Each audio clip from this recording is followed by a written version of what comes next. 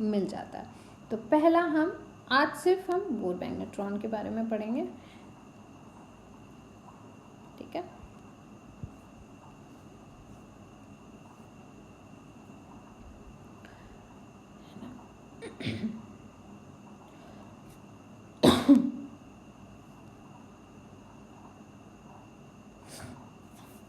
इस डायग्राम को देखिए, तो यहाँ पे क्या है, बेसिकली यहाँ पे एक इलेक्ट्रॉन का ऑर्बिट है और ये इलेक्ट्रॉन मूव कर रहा है।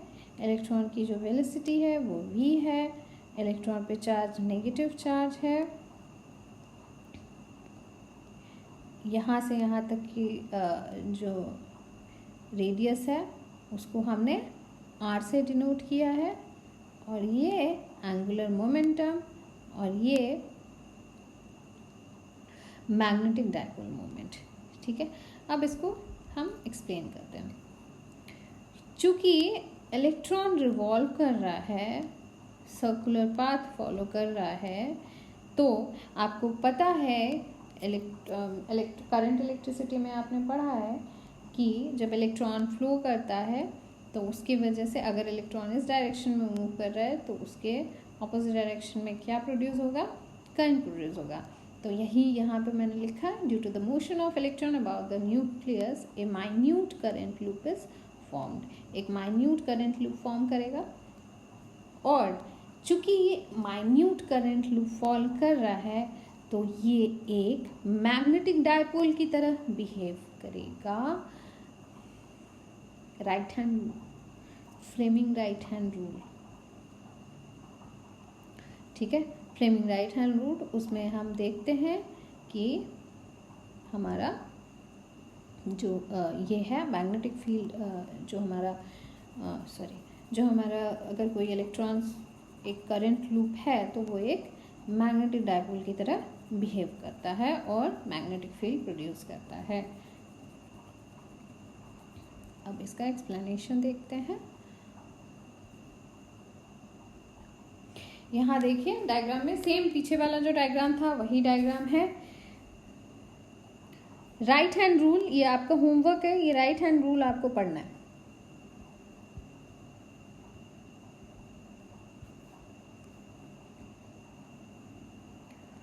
राइट हैंड रूल आपको पढ़ना है, ठीक है ना। चूंकि ये सर्कुलर मोशन में है तो इसका एरिया क्या हो जाएगा, pi r square, where this is your radius, ठीक है। तो ये पाई आर स्क्वायर हो जाएगा। करंट इलेक्ट्रॉन इस डायरेक्शन में मूव कर रहा है तो करंट इसके ऑपोजिट डायरेक्शन में मूव कर रहा है, सी। और ऊपर की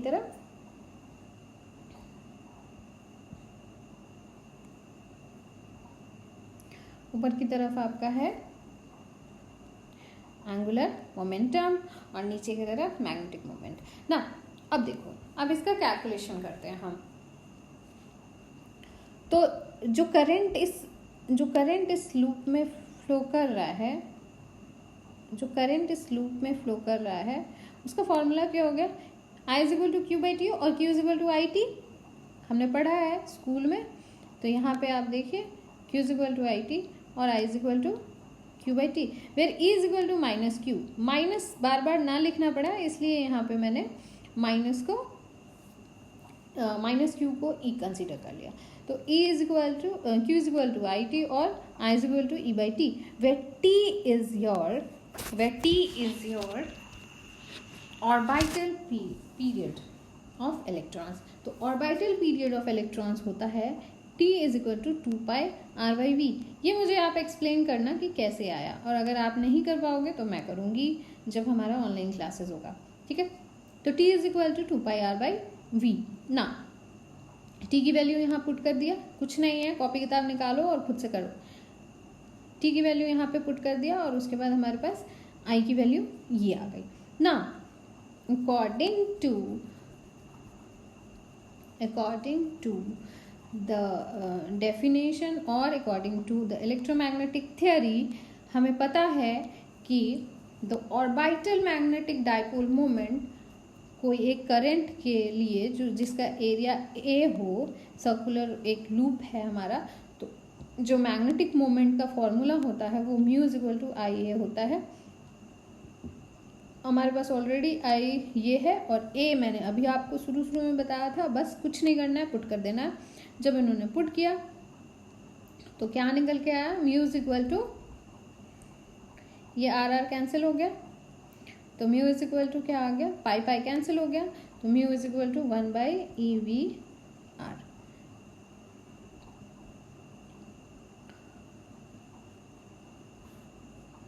ठीक है, तो 1/2 EV/R, this is your mu known as magnetic dipole moment.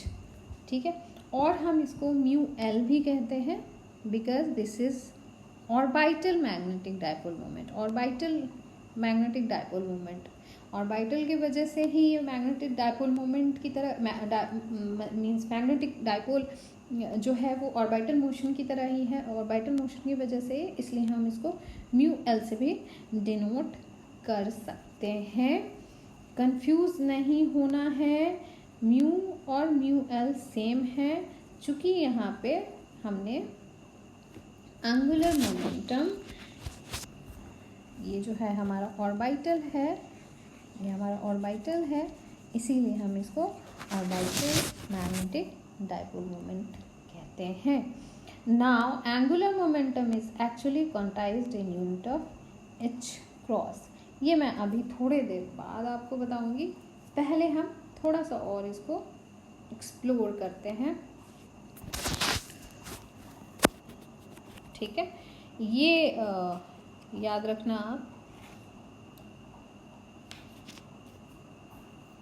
ये रिलेशन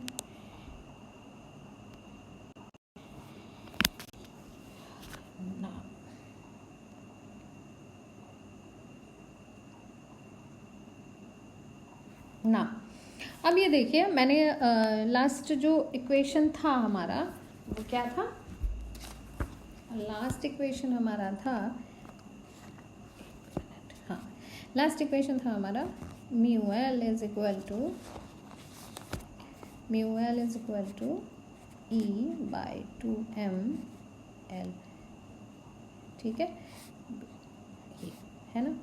अब मुझे पता है E is equal to -Q, मैं यहाँ पे -E लिख देती हूँ, -E। तो अब इसको हम वेक्टर फॉर्म में अगर लिखना चाहें,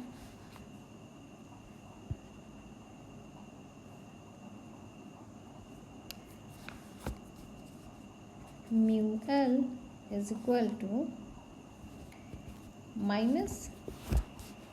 -E/2mL। ठीक है,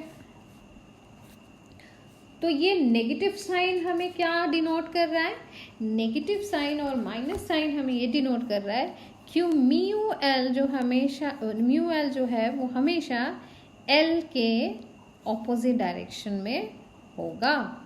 ठीक है, माइनस साइन हमें ये बताता है कि एंगुलर मोमेंटम के जस्ट ऑपोजिट डायरेक्शन में हमारा ऑर्बिटल मैग्नेटिक डायपोल मोमेंट होगा ना। अब अगर मैं इसका रेशियो लिखूं, अगर मैंने सिर्फ मैग्नीट्यूड लेना है, mu l by l is equal to हमारे पास क्या होगा, E/2m। E/2m as a constant quantity, इसको कहते हैं ज़ाइरोमैग्नेटिक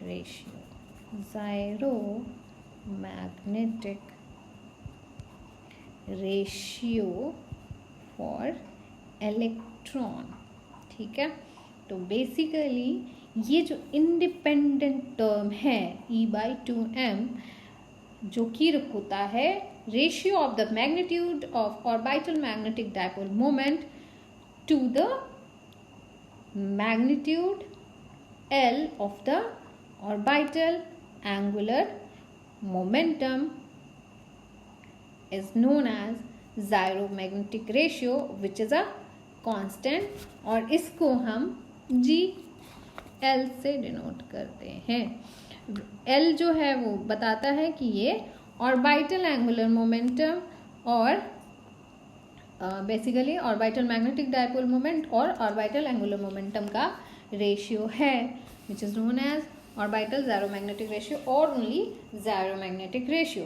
तो ज़ायरोमैग्नेटिक रेशियो का ऑर्बिटल ज़ायरोमैग्नेटिक रेशियो का वैल्यू जो होती है वो 1 होता है, ये आपको याद रखना है, ठीक है। What is gyromagnetic ratio? Gyromagnetic ratio is a constant quantity और उसका जो वैल्यू होता है वो होता है 2e/2m। ओके ना, तो अगर मैं इसको लिखना चाहूँ, अगर मैं इसको लिखना चाहूँ फिर से जो इक्वेशंस मैंने आपको बोला था प्रीवियस में, अगर मैं इसको लिखना चाहूँ तो प्रीवियसली ये इक्वेशन हमारा, अब अगर मैं ज़ायरोमैग्नेटिक रेशियो को भी इन्वॉल्व कर लेती हूँ तो ये हो जाएगा mu L minus g L E/2m L, where GL is equal to 1, where GL is equal to 1, ठीक है। तो बेसिकली जो ये रिलेशन मैंने लिखा है, where GL is your G factor, इसको G factor कहते हैं, where GL is your orbital G factor and this is your gyromagnetic ratio, gyromagnetic ratio दोनों अलग अलग है। मैंने पहले GL से डिनोट कर दिया था, नहीं मैंने थोड़ा सा मिस्टेक कर दिया यहाँ पर, तो ध्यान रखना GL is your G factor, orbital G factor, तो L denotes the term orbital, तो GL इज इक्वल टू 1 यहाँ पे।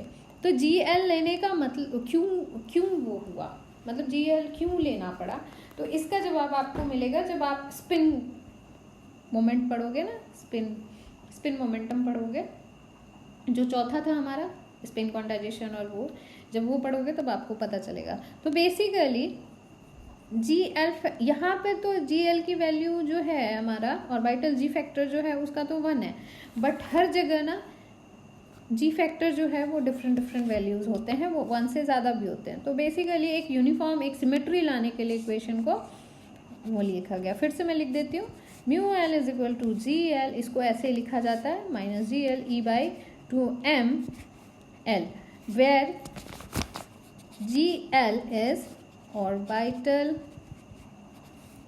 G factor and GL is equal to 1 and E/2m is your gyromagnetic ratio. Writing जहाँ नहीं समझ में आया वहाँ आवाज़ पे ध्यान देना, क्योंकि बहुत दिन हो गया ना, इतना समझ में आ गया, इसीलिए मैंने सिर्फ बोर मैग्नेट्रॉन सोचा आज आपको पढ़ाने का। ऑर्बिटल मैग्नेटिक मोमेंट कैसे निकालना है, एंगुलर मैग्नेटिक मोमेंट क्या है, what is gyromagnetic ratio and what is G factor, ठीक है। Mu L is your orbital magnetic dipole moment, L is your orbital magnetic moment, GL is your orbital G factor and E/2m is your gyromagnetic ratio। इतना समझ में आ गया, अब आगे बढ़ते हैं ना। According to quantum mechanics orbital angular momentum को डिफाइन किया जाता है √L into L+1। ये कैसे होता है, h/2π और h क्रॉस भी इसको कहते हैं, मैंने कल ही आपको बताया था। और वी कैन राइट, मैं हमेशा h क्रॉस बोलती हूँ तो मे बी मेरे मुंह से बार बार h क्रॉस निकले, L into L+1 h cross, ठीक है।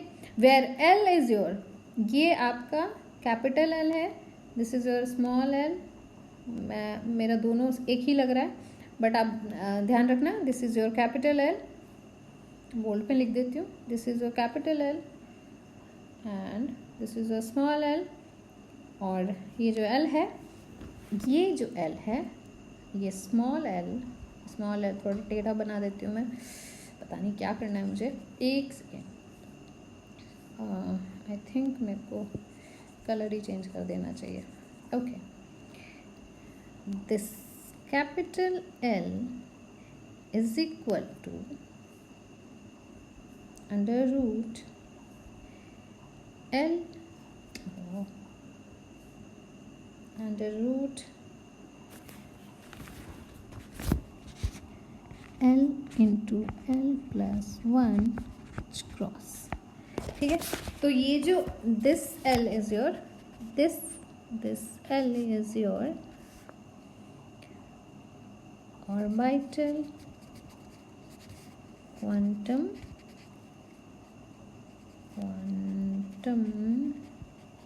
number, and this L, basically this L is your angular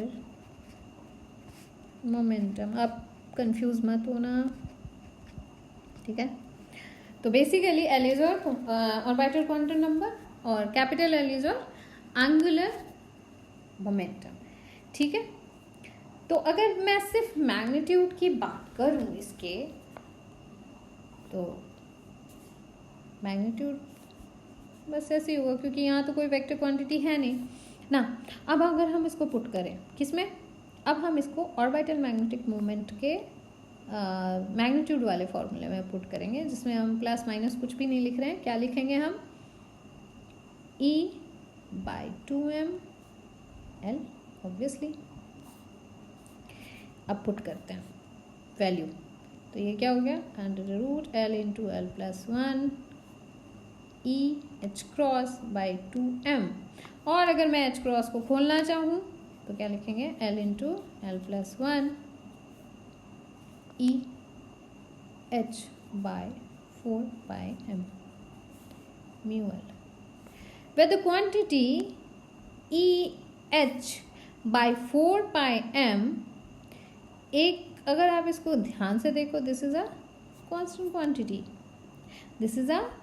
constant quantity और एक नेचुरल यूनिट है एटॉमिक डायपोल मोमेंट को।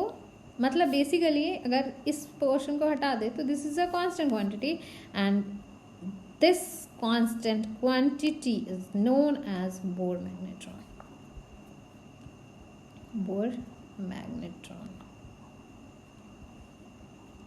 This constant quantity is known as Bohr magnetron।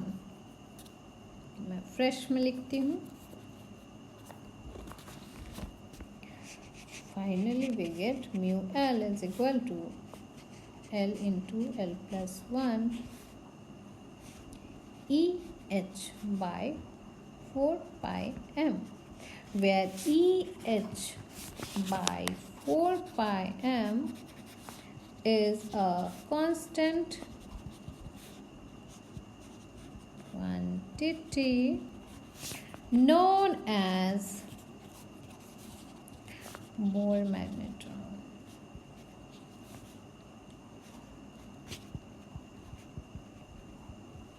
ठीक है, and denoted by mu b EH by 4 pi m,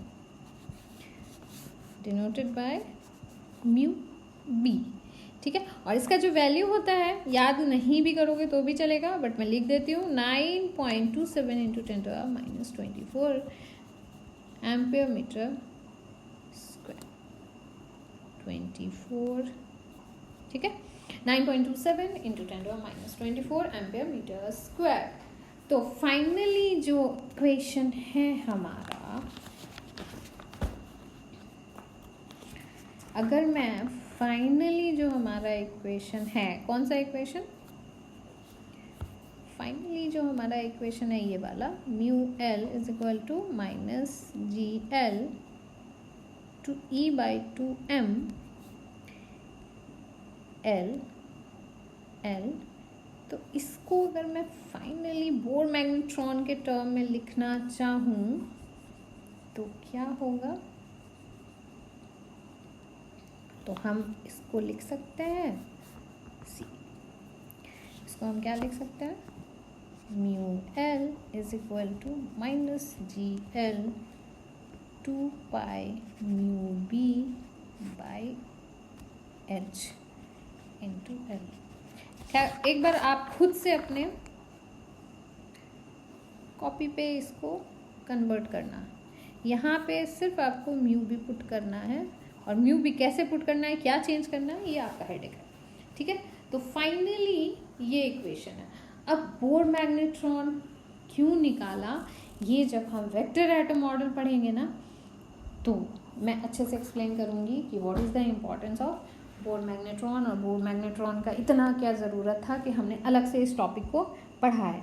तो आज हम लोगों ने क्या क्या सीखा, आज हम लोगों ने पहले तो आपका बोर समरफील्ड थ्योरी के जो एजम्पशंस थे वो सीखा। एजम्पशंस क्या था, पहला था कि एलिप्टिकल ऑर्बिट में है, और दूसरा ये था कि रिलेटिविस्टिक टर्म्स आएंगे, उसमें रिलेटिविस्टिक इफेक्ट डाला, ठीक है। पर शॉर्ट कमिंग्स थे, एक्सप्लेन नहीं कर पाया, वो पार्शली चीज़ों को किया बट पार्शली चीज़ों को नहीं किया। देन उसके बाद vector atom model. Vector atom model में 4 चीज़ें हैं जो बहुत ही ज़्यादा इम्पॉर्टेंट है, जिसमें से पहला था आपका बोर मैग्नेट्रॉन।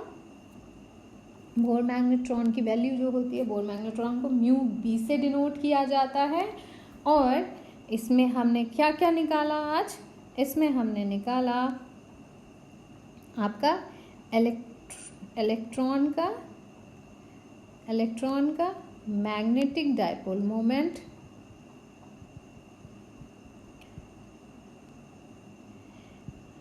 क्वांटम मैकेनिकली हमें पता चला एंगुलर मोमेंटम,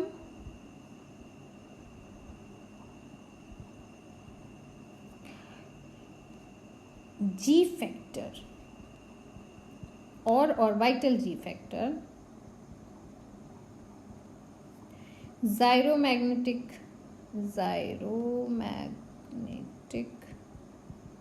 रेशियो। अब आप लोगों से यही कहूँगी कि ये 3-4 चीज़ें जो हैं एक बार बुक में ज़रूर पढ़ो। बोर मैग्नेट्रॉन के बारे में एक बार बुक में ज़रूर पढ़ो। जब मैं और ज़्यादा एक्सप्लेन करूँगी तो और ज़्यादा आपको अच्छा लगेगा और आपको पता चलेगा कि मैंने बोर मैग्नेट्रॉन और अभी इसका क्या फ़ायदा है और क्यों हम बोर मैग्नेट्रॉन पढ़ते हैं। बेसिकली जब आप कैलकुलेशन करोगे ना तो हर जगह म्यू बी आएगा, इतना बड़ा लिखने से अच्छा है एक कांस्टेंट क्वांटिटी लिखो म्यू बी, ठीक है। फिलहाल इसको ऐसे समझ लो, ठीक है ना। नेक्स्ट क्लास में हम लार्मर प्रिसिशन और स्पिन क्वांटाइजेशन या स्पेस क्वांटाइजेशन पढ़ेंगे। आज के लिए इतना ही, thank you and all the best. और अभी बुक ज़रूर पढ़ो।